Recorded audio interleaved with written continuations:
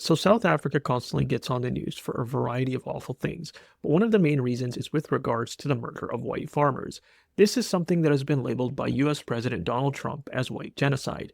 As with all things that goes against mainstream views to South Africa, most of the media has taken a hostile stance to that notion. To many, the insinuation that whites, especially those in South Africa, could be the victims of anything, let alone racism, goes against their strongly held political beliefs. It's modern day heresy, according to them. Now, according to mainstream political orthodoxy in Western countries, white South Africans are the evil political entity, and their prior and current racism are the reason for all the problems that the country currently faces. Now, despite all of this, the mountains of videos and reports showing the atrocities being committed against white farmers continue to stack up, and we are at a point where denying the crimes and their brutal nature no longer works. So many are now resorting to that one excuse that seems to stick, the notion that crime is so out of control in South Africa that far more blacks are getting killed than there are whites. This seems to always make these fake statisticians think that they've debunked the concerns raised by many white South Africans. Of course, these same statisticians never really wonder why the crime rate is so astronomical. Why is there so much violence in the country? Why are even basic things like traffic lights and electrical wiring subject to violent theft? This would force these fake statisticians to look at those governing the country, particularly the ANC.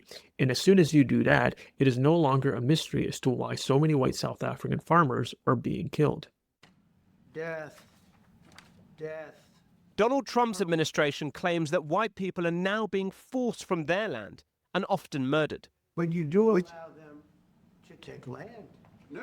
Do allow them to take land. No, nobody can. And then when they take the land, they kill the white farmer. And when they kill the white farmer, nothing happens to them. No. It led to a dressing down of President Cyril Ramaphosa and has seen America now offer white South Africans asylum so as to avoid a so-called white genocide.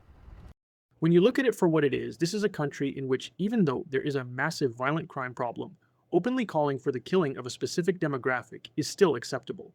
Politicians like Julius Malema still walk around despite inciting genocide against white farmers.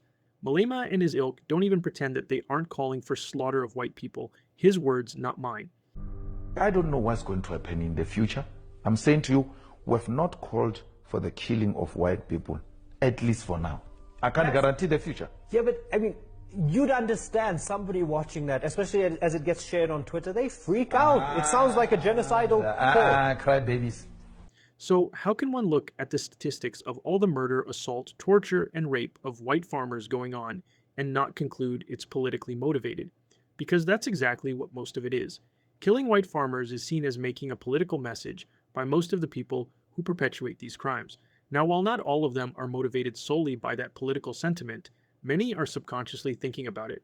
After all, the criminals committing these crimes still see news footage showing these rallies calling for the killing of white farmers. They still see all these politicians who blame whites for all the problems of the country.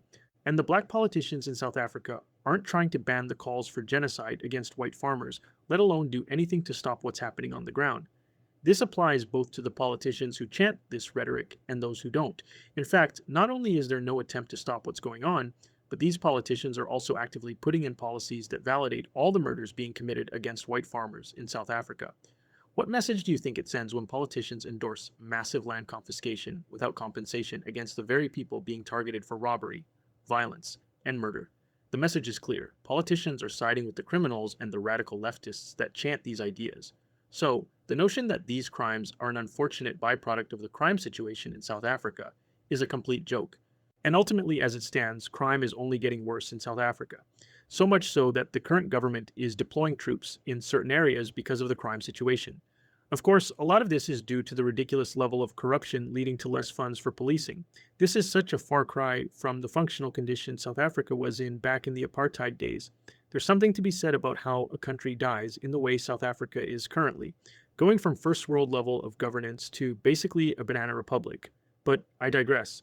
So, despite the crime situation being unlikely to ever resolve, the discrimination against whites will continue, whether that's land confiscation or discrimination in hiring.